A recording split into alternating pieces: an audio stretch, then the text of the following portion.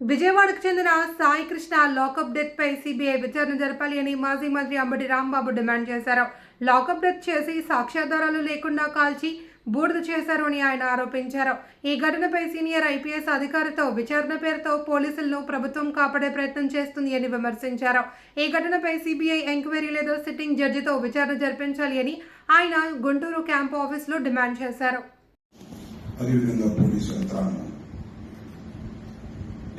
సాయికృష్ణ కోసం టీములు పెట్టి ఎదుగుతున్నాను అనేటువంటి మాట చెప్తున్నారు.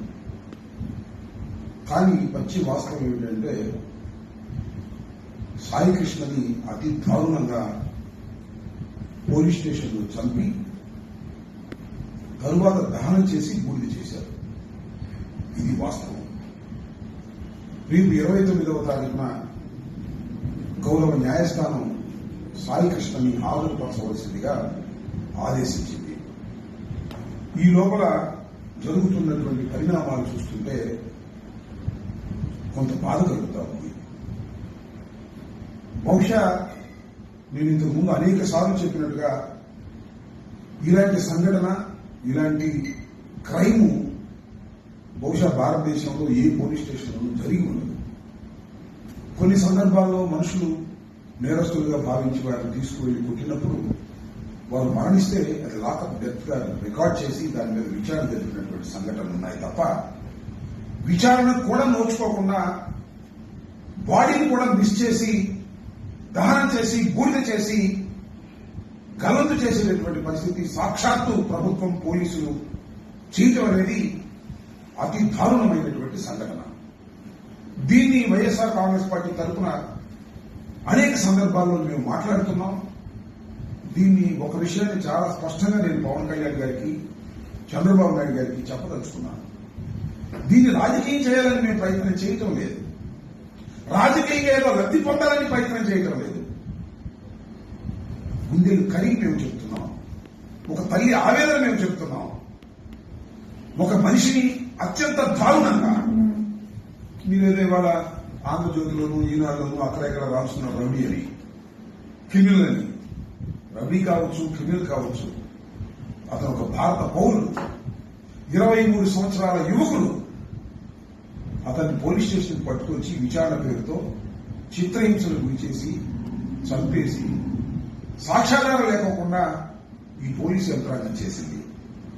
దీనికి నిన్న చంద్రబాబు నాయుడు గారు, పవన్ కళ్యాణ్ గారు చాలా సీరియస్ గా తీసుకున్నారట. సాయికృష్ణ సంఘటన మీద ముఖ్యమంత్రి సీరియస్ అని పత్రికల్లో రాస్తారు. సీరియస్ అయ్యి ఏం చేశారో చూసారా? ఒక సీనియర్ ఐపీఎస్ ఆఫీసర్ చేత విచారణ జరిపిస్తారట.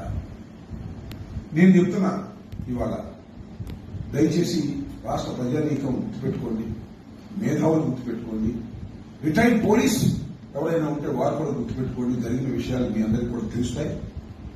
రేపు 29వ తారీఖున కోర్టులో హాజరుపరచాలి కదా ఎంబీఎస్ కార్పస్ విషయంలో. 15వ తారీఖున ఏం చెప్పారో అదే చెప్తారు. ఈ టీమ్స్ విస్తృతంగా తిరుగుతున్నాయి, గాలిస్తున్నాయి, త్వరలో పట్టుకుంటాం, మళ్ళా 29 నుంచి మళ్ళా ఇంకొక 2 వారాలు టైం ఇవ్వండి అని అడుగుతారు. అంతకన్నా దేర్ ఇస్ నో ఆప్షన్.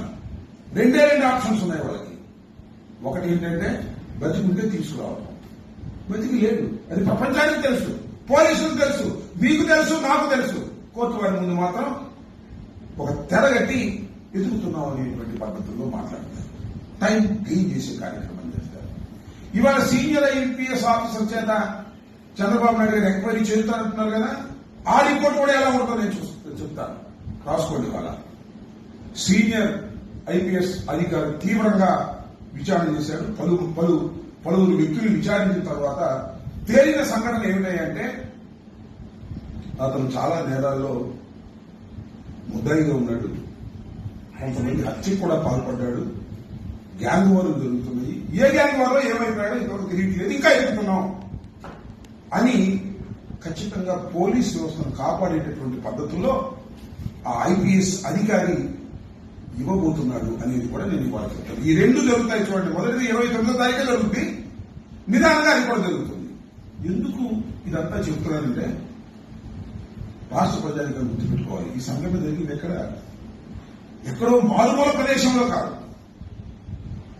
ఎక్కడో పల్లెటూరులో చిన్న పోలీస్ స్టేషన్లో కాదు, విజయవాడలో రాజధాని నడిబొడ్డులో కృష్ణలంక పోలీస్ స్టేషన్లో ఎంత దూరం ఉంటుంది?